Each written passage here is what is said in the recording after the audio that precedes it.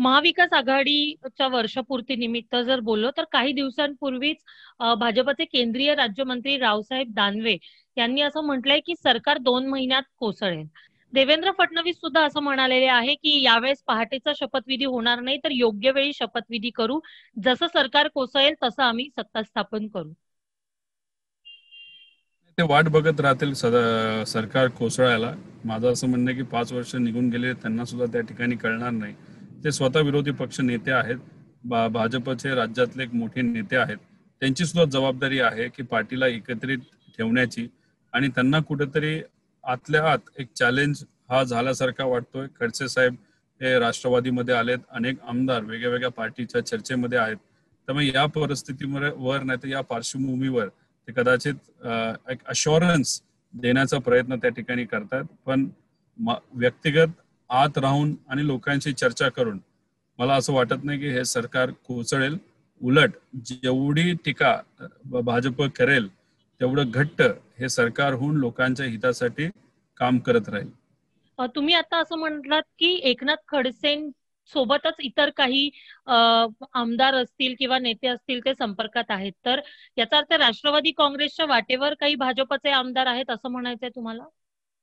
मी तर फक्त आमदार आहे आणि माझ्याच लेवलचे इतर आमदार आमच्या नेत्यांच्या चर्चेत आहेत, हे याचा अंदाज तर अनेक लोकांना आहेत. पण ते कुठले आहेत आणि तसे बघितले तर मोठ्या पार्श्वभूमीचे पण असू शकतात. पण ते आमचे नेते जेव्हा केव्हा त्या बाबतीत घोषणा करतील तेव्हा लोकांना कळेल, आपल्याला सुद्धा त्यावेळेसच कळेल. तुम्ही पवार कुटुंबातले सदस्य आहात, शरद पवार हे तुमचे आजोबा आहेत, याचा फायदा प्रश्न मार्गी लावण्यासाठी होतो का?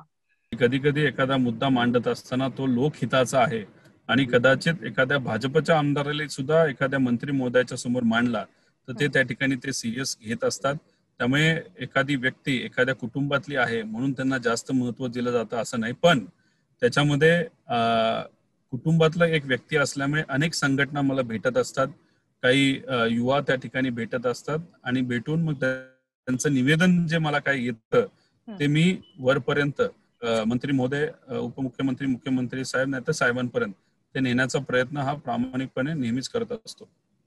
रोहितजी, पार्थ पवार हे तुमचे चुलत बंधू आहेत, पण गेल्या काही काळातली जर त्यांची भूमिका आपण पाहिली किंवा त्यांचे ट्विट आपण पाहिले तर ते राष्ट्रवादी काँग्रेसच्या भूमिकांच्या विपरीत असे दिसून आले. मग सुशांत सिंह प्रकरणी सीबीआयच्या चौकशीची मागणी असो किंवा आता मराठा आरक्षणाप्रकरणी सर्वोच्च न्यायालयात जाण्याची भाषा असो, तेव्हा अशा भूमिका ते का घेत आहेत जे पक्षाच्या विपरीत आहेत? ते काही वेगळा विचार करतायत का? तुमची काही चर्चा या सगळ्या विषयांमध्ये त्यांच्याशी होत असते का? नाही बघा, ते भूमिका जी घेतात ती महत्वाची आहे का, तर ती महत्वाची आहे. त्याच्यामध्ये सुशांत सिंगच्या बाबतीत सुद्धा मी अनेक वेळा सांगितलं, त्यांची भूमिका होती त्यांना न्याय मिळावा. त्यानंतर मराठा आरक्षणाचा विषय अतिशय महत्वाचा आहे, त्याच्यावर योग्य तो निर्णय लवकरात लवकर कसा होईल यासाठी ज्या हेतूतून त्यांनी ट्विट केलं ते तोच हेतू. हेच सांगतो, कुटुंबातली एक व्यक्ती म्हणून जसं तुम्ही सांगितलं, तो माझा चुलत भाऊ आहे, पण मी त्याला सख्खा भावासारखा मानतो आणि तोही सुद्धा माझ्या बाबतीत तसंच आहे. अशा परिस्थितीमध्ये आम्ही जेव्हा एखादी भूमिका त्या ठिकाणी मांडत असतो, आम्ही त्या भूमिकेकडे जास्त बघत असतो. विरोधक भूमिकेपेक्षा त्या ठिकाणी पद्धतकडे बघत असतात. अशीच ट्विट केली, असेच का बोलले. त्यामुळे आम्ही जेव्हा आमच्या कुटुंबामध्ये एखाद्या व्यक्तीबद्दल विचार करत असतो नाही तर बोलत असतो, भूमिका ही आमच्यासाठी महत्वाची असते. त्याची भूमिका जी होती, जो विचार त्याच्या मागे होता, न्याय मिळायचा, तो महत्वाचा आहे आणि त्याच पद्धतीने आम्ही सुद्धा विचार करतो. गेल्या काही काळात पवार कुटुंब हे सातत्यानं चर्चेत राहिलेलं आहे. काही दिवसांपूर्वी भाजपचे प्रदेशाध्यक्ष चंद्रकांत पाटील असं म्हणाले की अजित पवार हे शरद पवारांचे वारसदार नाहीत. उद्या जर मुख्यमंत्री करण्याची वेळ आली तर ते सुप्रिया सुळे यांना मुख्यमंत्री करतील. तर तुमची यावर काय प्रतिक्रिया?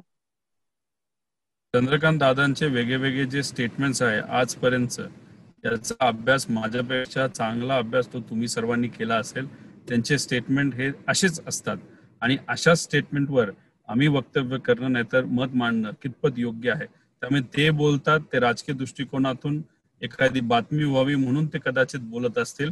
आणि असे जे स्टेटमेंट असतात ज्याचं सर्वसामान्य लोकांचं असं काही नातं नसतं, याच्यावर खरं तर आम्ही विचारही करत नाही आणि त्याचा विचार सुद्धा आम्ही मनामध्ये आणत नाही. आणि राहिला प्रश्न पवार कुटुंब हे सारखे चर्चेत असतात, ते पवार साहेब असल्यामुळे आणि पवार साहेबांचं वलय हे आम्ही सातत्याने चर्चेत असतोच. आणि विरोधकांना सुद्धा पवारांच्या विरोधात बोलल्याशिवाय महत्व मिळत नाही, असं अनेक तज्ञांचं पण म्हणणं येतं. पण तरी सुद्धा या निमित्तानं एका प्रश्नाची सगळ्यात जास्त चर्चा होते, ती म्हणजे शरद पवार यांचे वारसदार कोण. तर तुम्ही याचं उत्तर काय द्याल? मी एवढंच सांगेल की वारसदार कुणी व्यक्ती ठरवत नसतं, लोक ठरवत असतात. आणि एखाद्या पदासाठी नाहीतर एखाद्या गोष्टीसाठी आमच्या कुटुंबामध्ये कुणीही प्रयत्न करत नसतं. सर्वांचे प्रयत्न एकच असतात. जो विचार आमच्या कुटुंबामध्ये आहे, जे काही संस्कार आम्हाला दिले गेले, त्याच पद्धतीने वागत राहायचं आणि लोकांच्या हिताचे निर्णय आणि काम त्यांच्यासाठी करत राहणं. राष्ट्रवादी काँग्रेस आणि शिवसेनेने एकत्र येऊन सत्ता स्थापन केली, 3 पक्षांचं सरकार आहे, तेव्हा अनेकदा तुम्ही आदित्य ठाकरेंसोबत सुद्धा अनेक कार्यक्रमांमध्ये किंवा सार्वजनिकरित्या दिसल्या. तेव्हा तुमच्या दोघांचे संबंध कसे आहेत? कारण तुमच्याकडे तरुण नेतृत्व म्हणून दोघांकडेही पाहिलं जातं. आणि गेल्या काही काळात अनेक विषयांमध्ये आदित्य ठाकरे यांच्यावर सुद्धा सातत्यानं टीका झाली, त्याविषयी तुम्ही काय सांगाल? नाही, जेव्हा राजकीय दृष्टिकोनातून टीका झाली आणि जर टीका झाली आणि त्याचा अभ्यास आपण केला, तर त्या ठिकाणी 80,000 पेक्षा जास्त ट्विटर अकाउंट हे काढले होते आणि त्याला ऑटोमॅटिक अकाउंट म्हणतात. आणि ते ऑटोमॅटिक अकाउंट काढण्याची ताकद कुठल्याही एका व्यक्तीकडे नसते.